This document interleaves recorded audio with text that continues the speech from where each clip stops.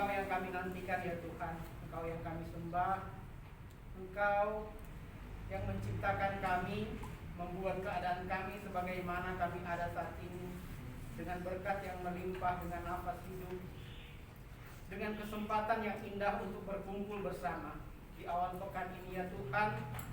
Kiranya kasih karunia-Mu, kiranya firman-Mu menuntun kami di pagi hari ini, agar kami boleh melaksanakan, agar kami boleh melakukan di dalam penuh sukacita setiap tugas tanggung jawab yang Engkau berikan kepada kami, dan syukur bahwa Engkau adalah Allah penyelamat kami.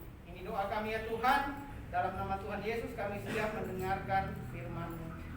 Amin. Amin. Shalom. Shalom. Puji Tuhan, kita ketemu lagi. Ini masih bulan Januari. Jauh jarak kita ya.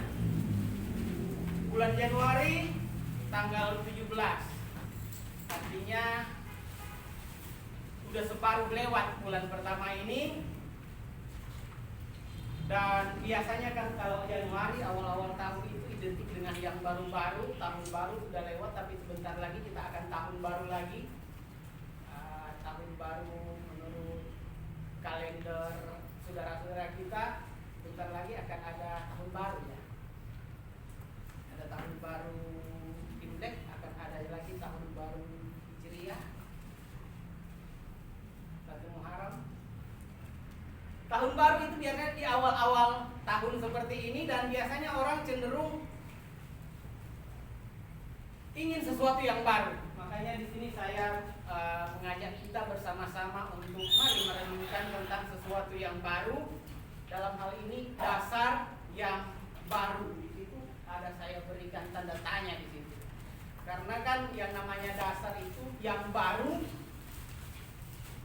tidak selalu harus yang baru kan. Kalau yang lama masih bagus, tidak selalu harus diganti baru.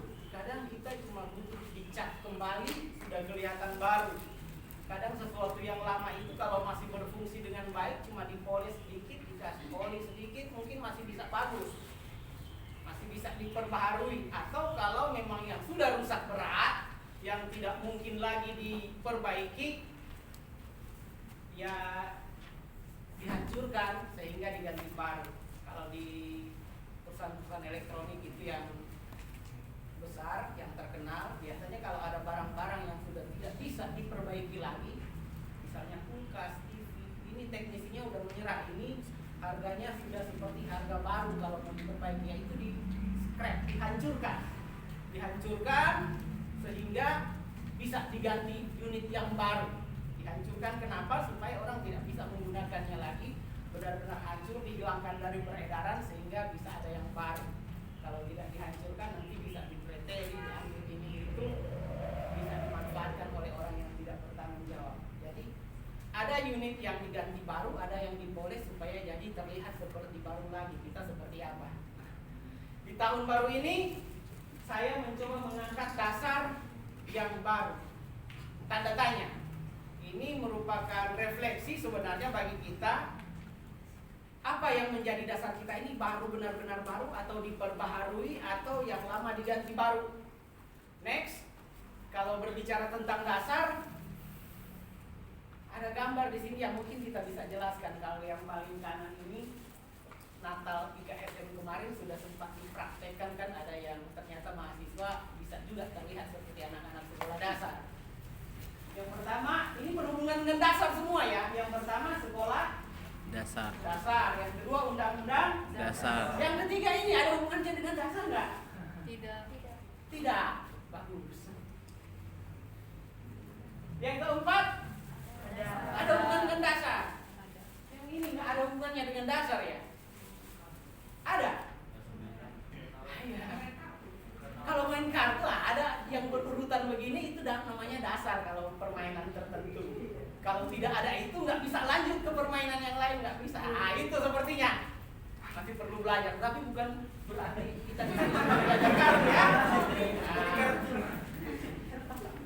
Oke, itu namanya dasar. Dasar artinya kalau tidak ada itu kita tidak bisa melanjutkan ke tahap selanjutnya. dasar. Orang yang nggak mungkin kita ada di sini yang tidak lulus sekolah dasar kan? Atau ada yang nggak lulus SD gitu sudah kuliah di sini? Tidak ada sekolah dasar.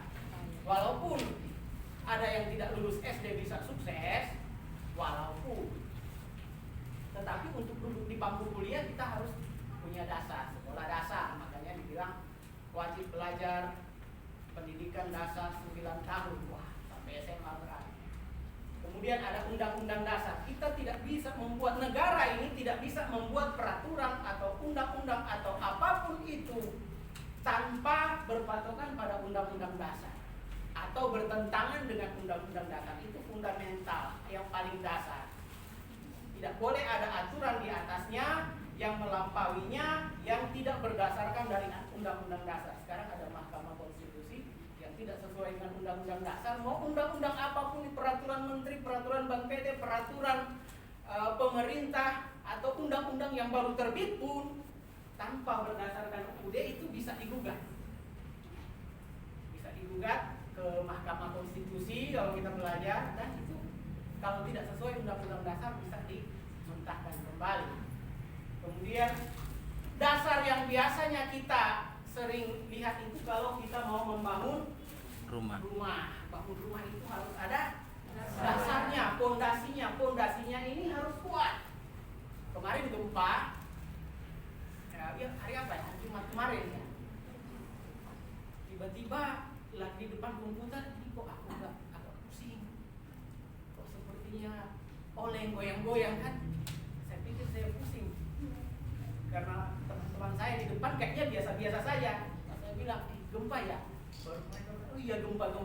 Tiba-tiba yang dari sini udah keluar, oh berarti gempa beneran. Ada beberapa laporan di daerah Banten, rumah-rumahnya pada retak, ada yang rusak. Dan ketika kalau lihat foto-fotonya rata-rata rusaknya dari bawah. Dasar yang tidak kuat, dasar yang tidak kokoh menopang yang di atasnya, itu bisa menyebabkan bangunan tersebut rusak atau bangunan tersebut goyah. Jadi kalau dasar tidak kuat, baik pendidikannya, baik peraturan perundang-undangannya maupun fondasi kita berdiri saat ini kalau tidak kuat, goyang sedikit itu bisa retak, bahkan bisa rusak. Semakin tidak kuat dasarnya, semakin parah rusaknya, seperti kisah klasik selanjutnya. Ini ada sebuah kisah klasik. Dalam Matius 7 ayat 24 sampai 27, kita baca bergantian ya, saya 24 dan Bapak Ibu Saudara 25, saya 26, dan bergantian Bapak Ibu Saudara ayat 23. Setiap orang yang mendengar perkataanku ini dan melakukannya, ia sama dengan orang yang bijaksana yang mendirikan rumahnya di atas batu. Kemudian turunlah hujan dan datanglah banjir, lalu angin melanda rumah itu, tetapi rumah itu tidak runtuh sebab didirikan di atas batu. Tetapi setiap orang yang mendengar perkataanku ini dan tidak melakukannya, ia sama dengan orang yang bodoh yang mendirikan rumahnya di atas pasir. Kemudian turunlah hujan dan datanglah banjir, lalu angin melanda rumah itu, sehingga runtuhlah rumah itu, dan hebatlah kerusakannya. Nah, ini kisah klasik yang diberikan oleh Tuhan Yesus, diberikan contoh kepada murid-muridnya, kepada audiensnya pada waktu ini. Pada waktu itu. Tuhan Yesus itu unik. Cara dia mengajar, cara dia berkhotbah, cara dia menyampaikan firman Tuhan itu selalu unik. Ketika dia di hadapan orang-orang yang mungkin para tukang, mungkin para buruh bangunan, dia kasih perumpamaan yang berkaitan, yang relevan dengan audiensnya. Contohnya ini, dia memberikan perumpamaan tentang bangunan. Orang-orang bangunan pasti tertarik, wah ini bagian saya, apa maksudnya ini? Orang yang mendengar perkataanku, dia seumpama orang yang membangun dasarnya di atas batu. Orang yang berkecimpung di dunia bangunan pasti sudah mengerti, oh iya, sudah pasti itu. Tetapi kemudian ada catatan khususnya bahwa orang yang mendengarkan firman Tuhan, yang melakukan firman Tuhan seperti orang yang membangun di atas batu, dasarnya kuat, dasarnya teguh, mau gonjang-ganjing bumi, gonjang-ganjing pun angin ribut itu kalau dasarnya kuat, dia tidak akan goyah. Begitu juga sebaliknya. Kalau dasarnya tidak kuat, dikasih contohan di sini membangun di atas pasir. Kalau dasarnya tidak kuat, angin datang, hujan datang, itu bisa rusak, bahkan bisa roboh runtuh, tidak bersisa sama sekali. Pada waktu Tuhan Yesus menceritakan perumpamaan ini, belum ada teknologi yang seperti sekarang. Sekarang di Dubai itu pasir, orang bisa bangun gedung tertinggi di dunia di pasir, di atas pasir kelihatannya. Tetapi setelah saya melihat sekilas, cuma saya nggak sempat tampilkan di sini, sekilas ternyata gedung tertinggi di dunia itu walaupun sekitarnya pasir, tetapi dia dibangun tidak di atas pasir. Pasirnya itu digali sampai ke dalam, sampai tidak dapat kerak bumi yang memang benar-benar keras. Kemudian di situ dipancangkan tiang-tiang yang kokoh. Berat pondasinya itu lebih berat daripada gedung yang di atas. Jadi tetap dasar itu harus lebih kuat daripada apa yang dibangun di atasnya. Itu gedung tertinggi di dunia saat ini. Walaupun kelihatan di atas pasir, tetapi ternyata dicari batu yang keras di bawah untuk jadi ditaruh tiang pancang di sana untuk tetap kokoh, sehingga mau angin, mau badai, mau gempa bumi itu masih tetap kokoh sampai sekarang, setidaknya masih seperti itu. Jadi ternyata dasar itu sangat penting.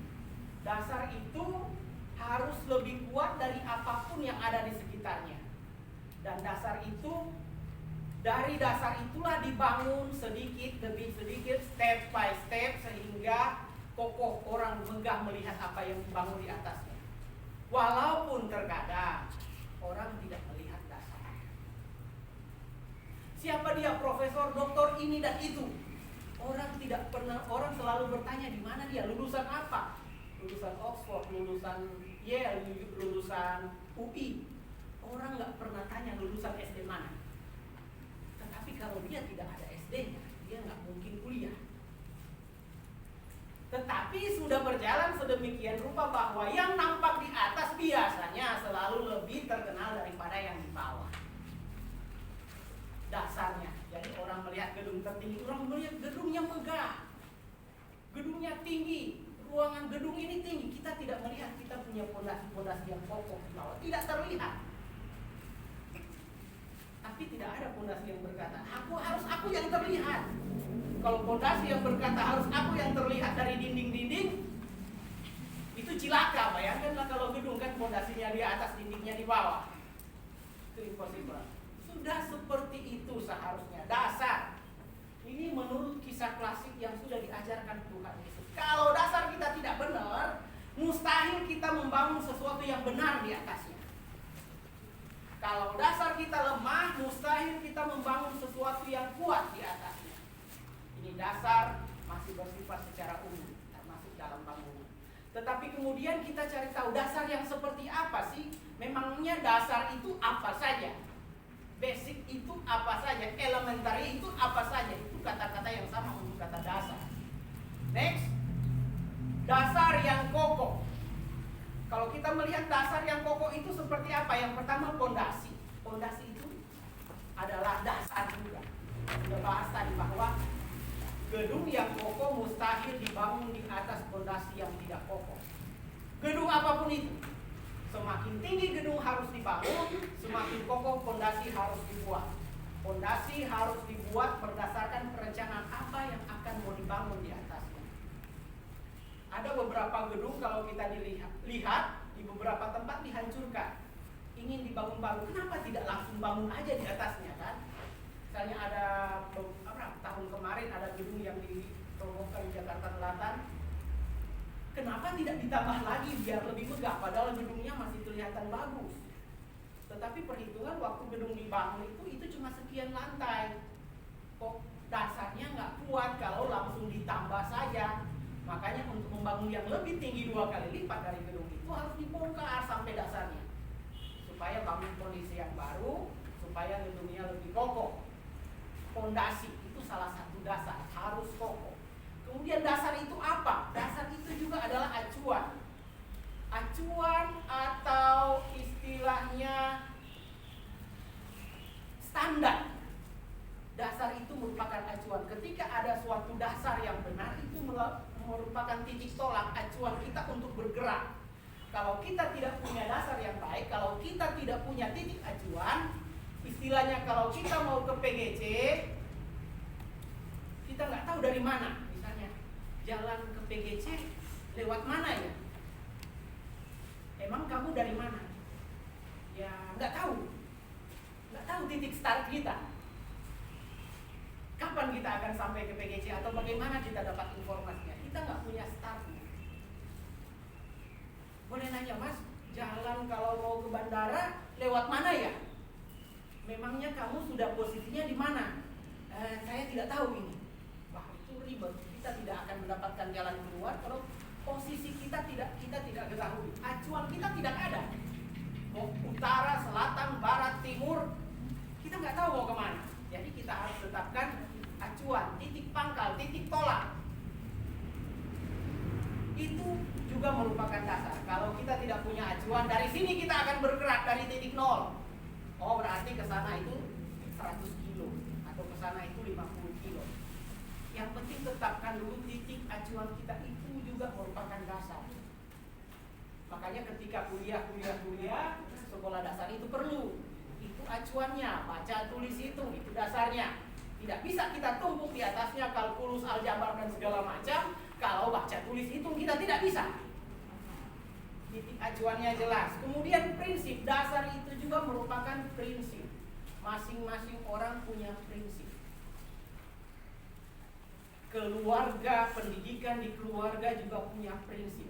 Nilai-nilai dasar yang ada di dalam keluarga atau di dalam diri perorangan masing-masing punya prinsip. Prinsipmu apa? Prinsipku adalah berbuat baik misalnya. Apapun itu yang orang katakan, saya akan berbuat baik. Prinsipku adalah berusaha mungkin untuk berdamai dengan setiap orang, apapun itu. Itu prinsip dasar hidup kita.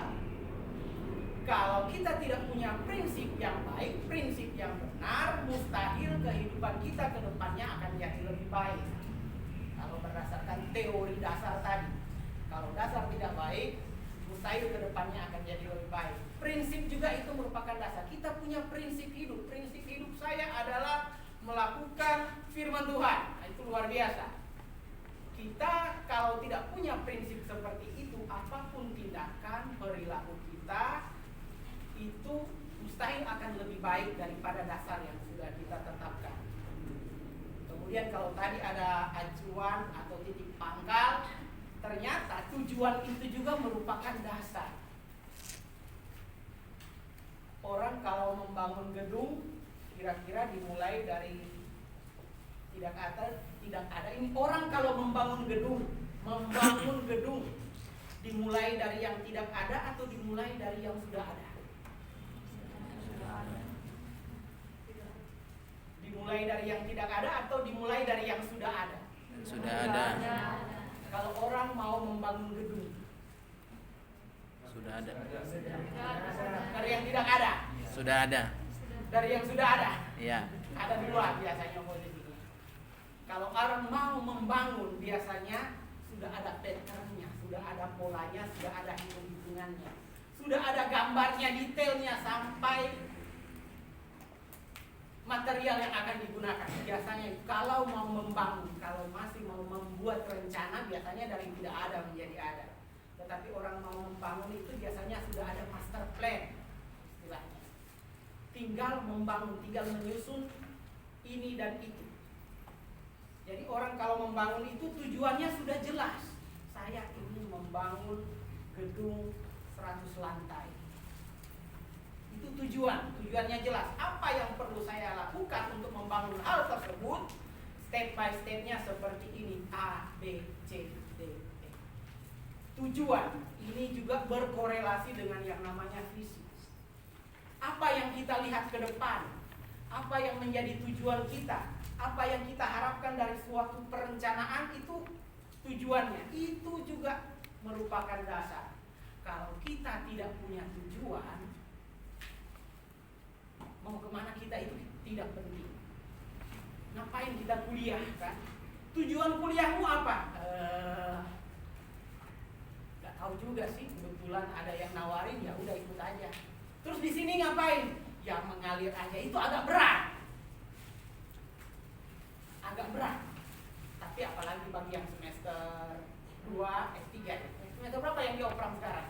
4. Sudah hampir separuh jalan kan?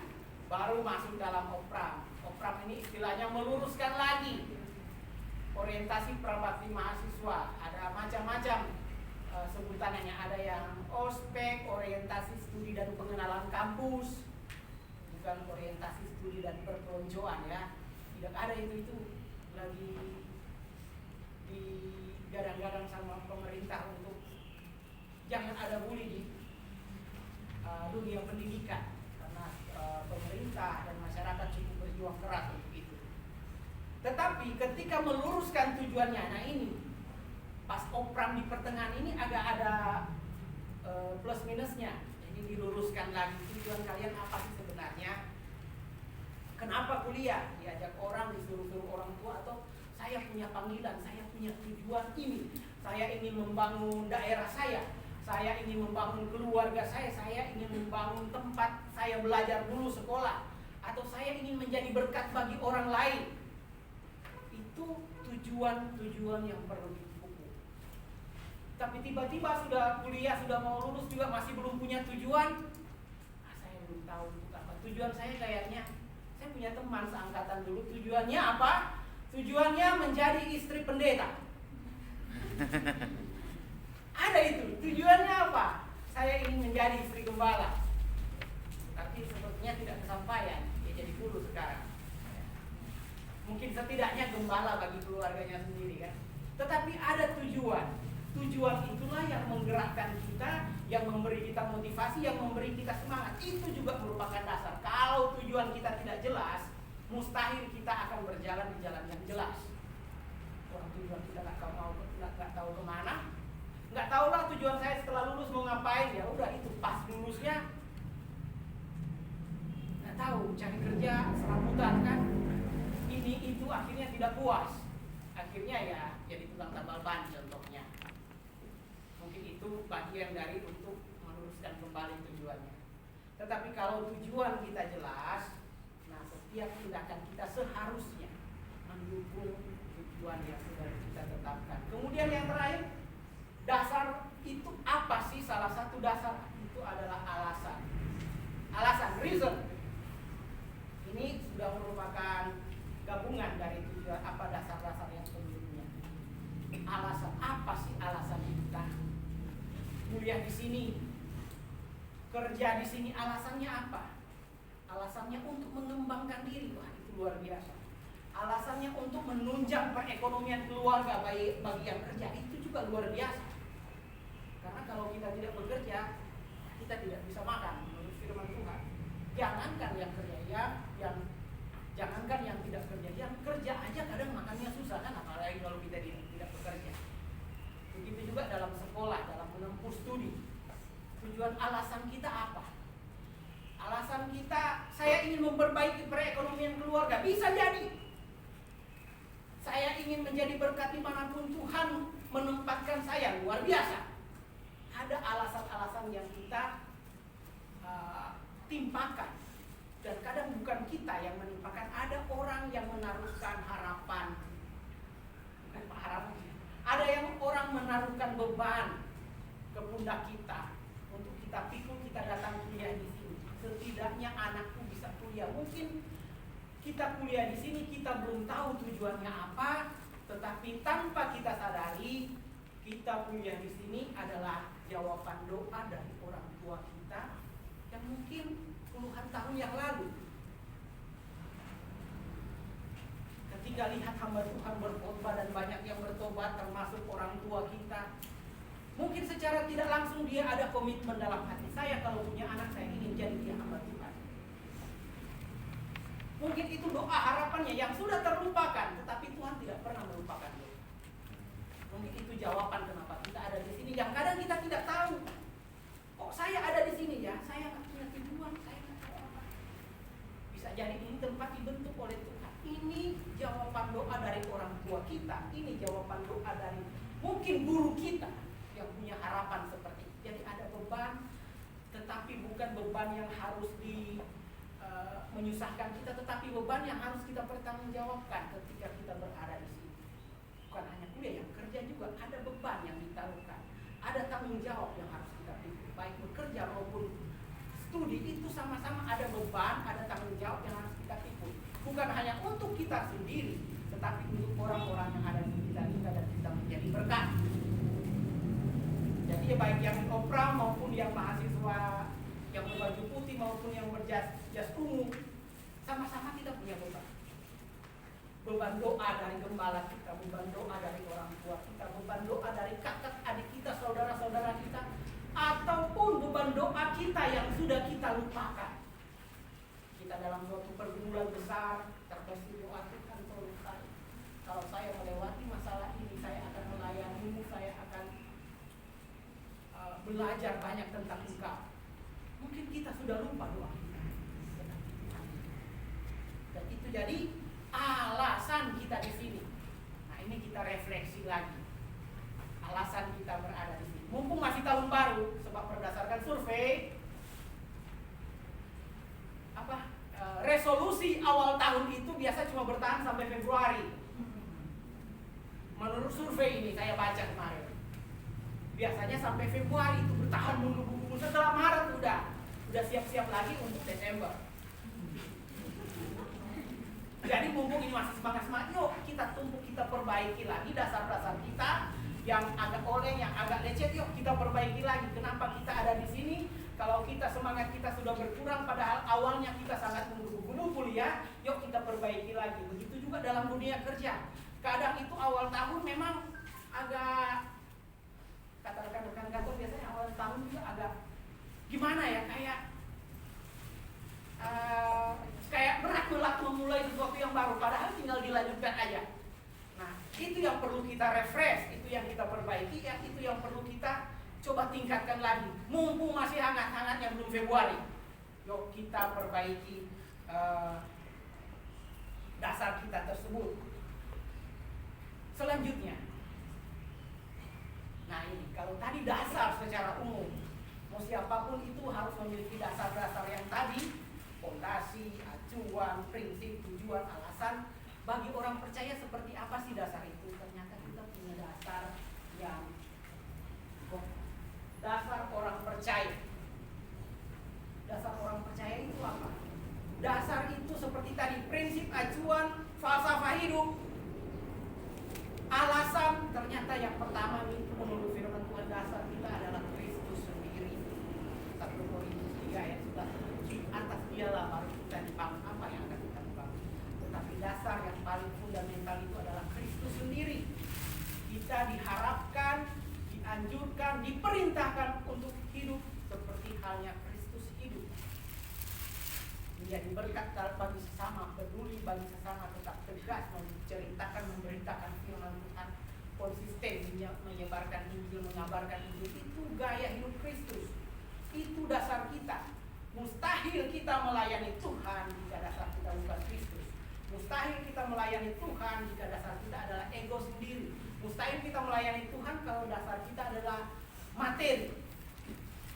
Tetapi jika kita melayani Tuhan dengan dasar yang benar Kristus, itu sudah pasti hal-hal yang indah, yang baik akan terbangun di atasnya. Memang tidak selamanya dasar yang kokoh itu membuat tidak ada rintangan seperti kisah klasik tadi. Sudah benar, sudah bagus dasar yang kokoh itu, perlu ujian yang lebih kokoh lagi untuk membuktikannya. Makanya kalau dasar kita sudah benar dalam Kristus, yuk kita uji, sudah benar nggak? Atau masalah sedikit aja sudah bikin kita mempertanyakan, benar nggak? Dasar yang kokoh Kristus. Kemudian dasar itu apa? Batu karang yang teguh itu Kristus juga. Tetapi ada penekanan di sini bahwa kita punya dasar yang tidak gampang goyah, yang tidak gampang roboh, yang tidak gampang berpindah. Dasar itu harusnya tidak gampang berpindah, kuat, kokoh. Jangan kita berdasar kepada yang gampang terombang-ambing. Dasarnya adalah apa? Misalnya, kita kuliah di sini dasarnya adalah peraturan pemerintah. Peraturan pemerintah bahwa harus kuliah, harus belajar, kan wajib belajar. Tiba-tiba ada yang nggak belajar. Saya nggak belajar. Kamu harus belajar berdasarkan aturan. Ya udah, kita ubah aja aturannya. Seperti kan pemerintah kita akhir-akhir ini terkenal dengan merubah-ubah aturan. Oktober 2000 dibikin seragam polisi seragam satpam dibikin sama warna dengan seragam polisi. Ya banyak kita yang kadang terkejut kan, apalagi yang di jalan kan, yang nggak pakai helm atau surat-suratnya tidak lengkap, lihat satpam agak apa ya, agak dakdikduk kan, bukan cinta, padahal satpam. Padahal waktu itu polisi bilang, kami membuat seragam satpam seperti seragam polisi sebagai suatu penghargaan bagi mereka, kebanggaan bagi mereka. Pas kemarin dibilang, kita akan rubah lagi seragam satpam supaya masyarakat tidak salah. Jadi penghargaannya dan kebanggaannya ditarik lagi. Baru setahun berjalan peraturannya. Yang makin masuk berita lagi, tanggal 3 Desember Presiden bilang tidak ada ekspor batu bara sampai 31 Januari. Ini contoh peraturan. Tiba-tiba belum setengah bulan menteri yang bilang akan ada ekspor batu bara. Ini juga salah satu aturan yang goyang-goyang. Pendidikan harus masuk 100% tatap muka. Level 3 nanti belum ada seminggu sudah dirubah lagi. Ternyata nggak apa-apa, level 3-nya ditiadakan. Itu contoh undang-undang yang ditunggu, peraturan atau dasar yang tidak teguh. Tetapi puji Tuhan dasar kita teguh, bukan teguh mahasiswa kita ini. Teguh artinya tidak gampang goyah, kuat. Kemudian dasar yang benar kita itu merangkum dari semua ini adalah firman yang hidup. Itu dasar kita. Dasar kita belajar, kalau diambil dasar-dasar tadi, dasar kita membangun, dasar kita membuat acuan, dasar prinsip kita, tujuan kita, alasan kita, semuanya berlandaskan firman Tuhan. Kita punya mata kuliah filsafat di sini. Filsafat itu nanti mungkin ada yang sudah kuliah filsafat, mempertanyakan segala sesuatu, mencari jawaban sedetail-detailnya, kemana-mana itu bisa menyebar. Tetapi dasar dari filsafat kekristenan itu adalah firman Tuhan, tidak bisa keluar dari koridor. Firman Tuhan menjadi dasar dari segala sesuatu, termasuk prinsip hidup kita, termasuk pendidikan kita, termasuk pekerjaan kita. Kalau didasarkan atas firman Tuhan, itu indah. Mau bangun apapun di atasnya, pasti Tuhan berkati, pasti Tuhan lindungi, pasti Tuhan mampukan. Tidak dikasih jaminan untuk tidak ada masalah, pasti akan ada masalah. Tetapi janji firman Tuhan, kalau kita tetap teguh, ada angin, ada hujan, ada badai, apa yang kita bangun melalui firman Tuhan itu akan tetap kokoh, akan tetap teguh. Untuk mahasiswa, percaya akan banyak badai di dunia pendidikan, akan banyak bisikan dari sana, bisikan dari sini, apalagi yang baru-baru masuk. Jadi kalau jumlah mahasiswa teologi itu biasanya bentuknya kerucut. Yang paling bawah itu yang baru, yang paling atas itu yang udah mau lulus. Yang baru-baru biasanya lebih banyak, jauh lebih banyak daripada yang paling atas yang sudah mau lulus, karena ada seleksi di situ, meluruskan kembali dasar-dasar yang tidak benar, dasarnya yang kurang kuat, yang tidak kokoh, yang tidak benar, itu akan tereliminasi dengan sendiri. Jadi yuk mulai dari sekarang kita lihat lagi dasar kita apa. Dasar kita masih goyang, gak apa-apa, masih ada kesempatan untuk kita mengokohkannya lagi, memperbaikinya lagi. Dasar kita masih goyang, dasar saya masih rapuh, kayaknya dasar saya rapuh. Tidak apa-apa, setidaknya kamu sadar, setidaknya kita sadar bahwa dasar kita rapuh. Yang paling berbahaya adalah orang yang tidak pernah menyadari bahwa dasarnya rapuh.